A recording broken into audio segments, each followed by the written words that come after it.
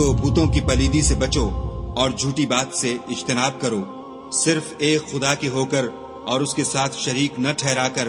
اور جو شخص کسی کو خدا کے ساتھ شریک مقرر کرے تو وہ گویا ایسا ہے جیسے آسمان سے گر پڑے، پھر اس کو پرندے اچک لے جائیں یا ہوا کسی دور جگہ اڑا کر پھینک دے۔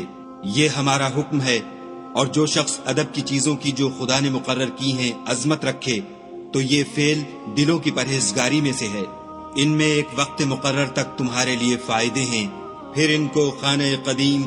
یعنی بیت اللہ تک پہنچنا اور ذبح ہونا ہے، اور ہم نے ہر ایک امت کے لیے قربانی کا طریق مقرر کر دیا ہے، تاکہ جو مویشی چار پائے خدا نے ان کو دیے ہیں ان کے ذبح کرنے کے وقت ان پر خدا کا نام لیں۔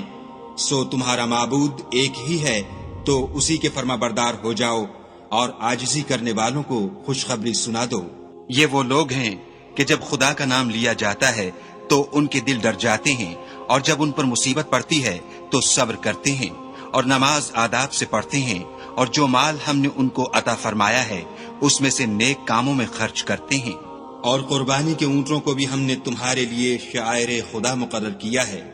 ان میں تمہارے لیے فائدے ہیں، تو قربانی کرنے کے وقت قطار باندھ کر ان پر خدا کا نام لو، جب پہلو کے بل گر پڑیں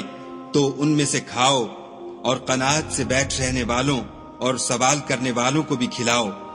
اس طرح ہم نے ان کو تمہارے زیر فرمان کر دیا ہے تاکہ تم شکر کرو۔ خدا تک نہ ان کا گوشت پہنچتا ہے اور نہ خون، بلکہ اس تک تمہاری پرہیزگاری پہنچتی ہے۔ اسی طرح خدا نے ان کو تمہارا مسخر کر دیا ہے تاکہ اس بات کے بدلے کہ اس نے تم کو ہدایت بخشی ہے اسے بزرگی سے یاد کرو، اور اے پیغمبر صلی اللہ علیہ وآلہ وسلم نیکوکاروں کو خوشخبری سنا دو